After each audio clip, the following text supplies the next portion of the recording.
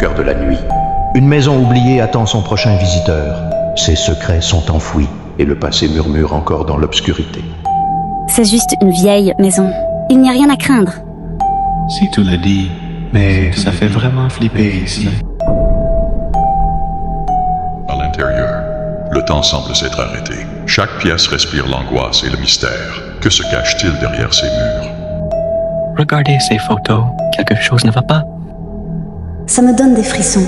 On devrait peut-être faire demi-tour. Le cœur de la maison bat encore, mais son souffle est glacé. Chaque minute semble une éternité. Pourquoi l'horloge est-elle arrêtée?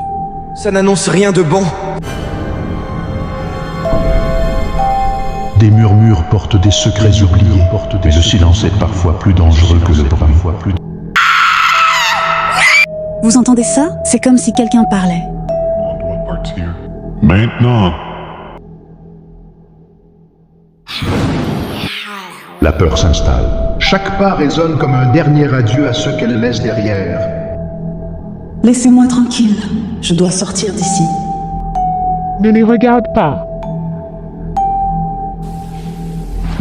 L'espoir s'éteint, mais le souvenir des âmes perdues reste gravé dans les murs de cette maison maudite. Non, ne partez pas. Non.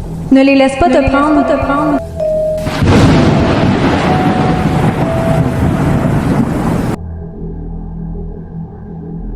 Les amis montent au grenier, où une lumière faiblissante filtre à travers un petit velu. Les objets anciens sont entassés, et une vieille poupée aux yeux vides semble les observer. Le grenier est un refuge pour les souvenirs, mais aussi pour les ombres du passé. Regardez cette poupée, c'est flippant. J'ai l'impression qu'elle nous regarde.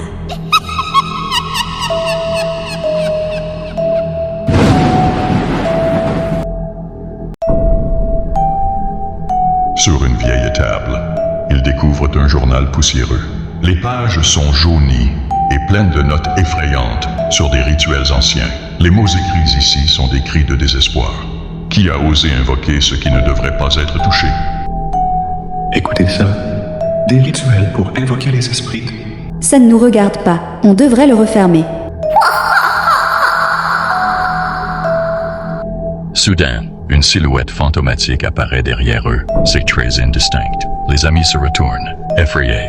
La lumière vacille, et la pièce semble se refroidir instantanément. Les âmes tourmentées n'ont pas trouvé la paix. Elles errent ici, cherchant une échappatoire. Qu'est-ce que c'était?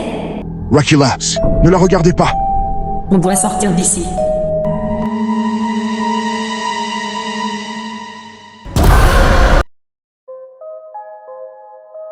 Ils retournent au salon, où un vieux miroir en bois attire leur attention. En se regardant dans le miroir, ils voient une scène du passé. La famille qui habitait la maison, les visages déformés par la tristesse et la douleur. Chaque miroir révèle un reflet, mais certains renvoient des souvenirs meurtriers. Que se passe-t-il? Pourquoi sont-ils si tristes? Il faut qu'on découvre ce qui leur est arrivé.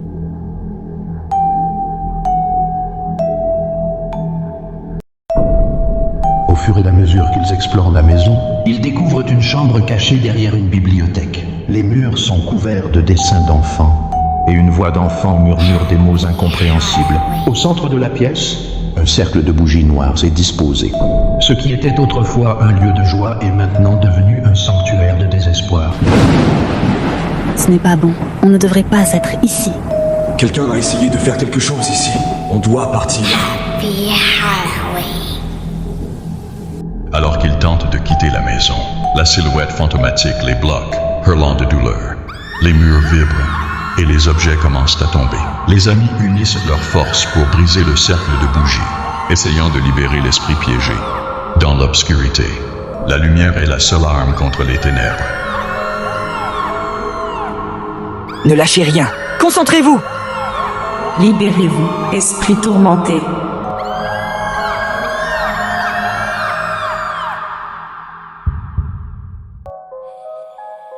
Les amis réussissent à briser le cercle, et la silhouette se dissipe dans une lumière éblouissante. Ils sortent de la maison, le cœur battant, tandis que le soleil se lève à l'horizon, dissipant la brume. Nous l'avons fait. Nous sommes en vie. Mais à quel prix? Qu'est-ce qui se passe avec cet endroit? Quoi qu'il arrive, nous ne retournerons jamais là-bas. Certaines maisons sont des prisons pour les âmes, mais d'autres sont des refuges pour ceux qui osent affronter leur peur.